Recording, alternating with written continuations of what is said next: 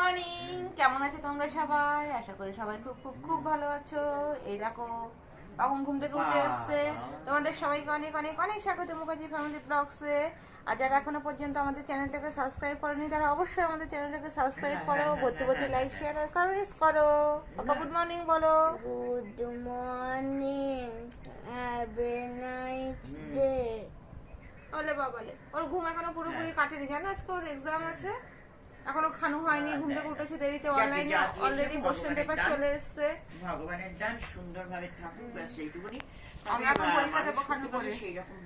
আজ আমি রান্না করছি মাছের মাথা দিয়ে পুঁই শাক। কড়াইতে তেল গরম বসে দিয়েছি, আর এই দেখো মাছের মাথাগুলো ভালো করে পরিষ্কার করে নুন হলুদ মাখিয়ে রেখেছি। এবার আমি মাছের মাথাগুলোকে আগে ভাজা করে নেব ভালো করে, ভালো করে মুচমুচে করে ভাজা করে নেব, নাহলে আস্তে গন্ধ বেরোবে। মাছের মাথা তো এমনিতে আস্তে গন্ধ বেশি থাকে। আমি মাছের মাথাগুলোকে ভেজে নিই। এক সাইড ভাজা হয়ে গেলে আর এক সাইডও আমি ভেজে নেব, কড়া করে ভাজবো মাছের মাথাগুলোকে। মাছের ভাজা ভেজে কীভাবে রান্না করবো তোমাদেরকে দেখাচ্ছি। আর এর পাশে আমি ডাল সেদ্ধ বসেছি, মুসুর ডাল করবো। আর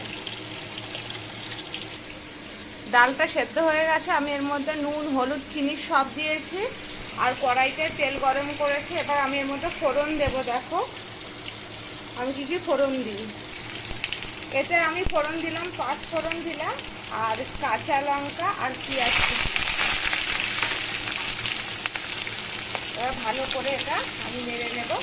পেঁয়াজগুলো যখন একটু লাল লাল হয়ে যাবে তারপরে আমি ডালটার মধ্যে মিশিয়ে দেবো।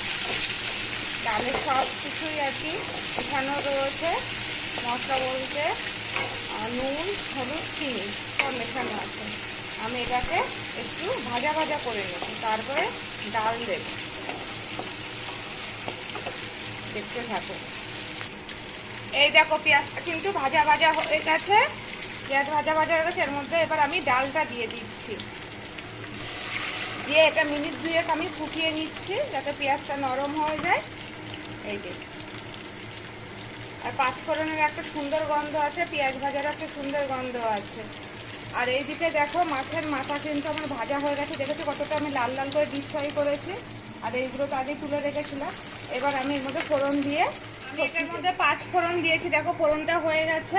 এবার আমি প্রথমে সবজিগুলো একটু ভাজা করে নেব। এই দেখো সবজি আর ডাঁটাগুলো আমি একটু ভাজা ভাজা করে নেব। তার বাদে কিন্তু আমি পুঁই শাকের পাতা দেবো।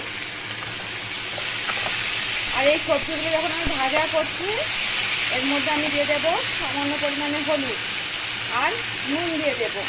মাছের মাথায় নুন হলুদ মাখানো ছিল বলে আমি সামান্য পরিমাণে নুন হলুদ দিচ্ছি, বাইরে টেস্ট করে সেই নুন হলুদের পরিমাণটা আমি বুঝতে পারবো আর কি। আর যেটা বলতে গেলাম, ভুলে গেলাম, এটা পেঁয়াজ রসুন দিয়েও করা যায়, আমি আজকে 5 ফোড়ন দিয়ে করছি।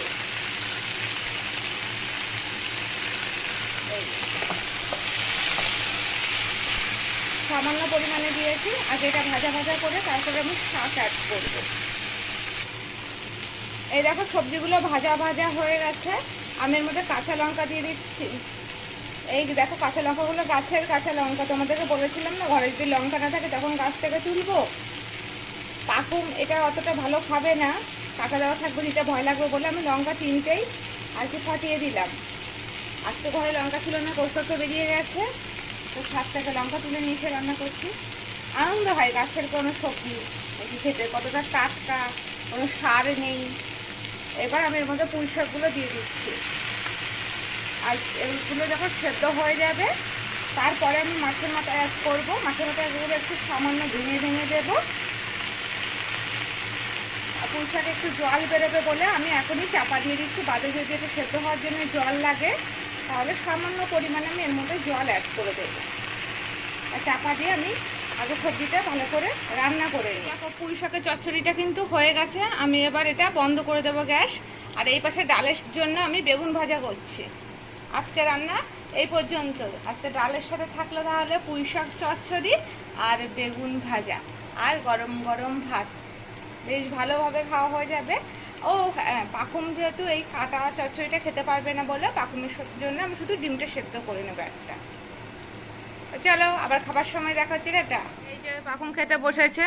আর দেবো? পাকুমের পছন্দের বেগুন ভাজা, ডিম সেদ্ধ, আর ওটা কালকে আমি রাত্রেবেলা আলু পোস্ত করেছিলাম, সেটা দিয়ে খাচ্ছে। ওর আলু পোস্ত ভীষণ ফেভারিট। ও তাই দিয়ে ভাত খেতে বসেছে। বাবা ভালো আছে? খিদে পেয়েছে?